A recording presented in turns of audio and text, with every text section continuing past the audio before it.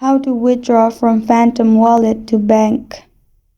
Hi everyone, it's Sophia to assist you today. Without any delay, let's jump right in.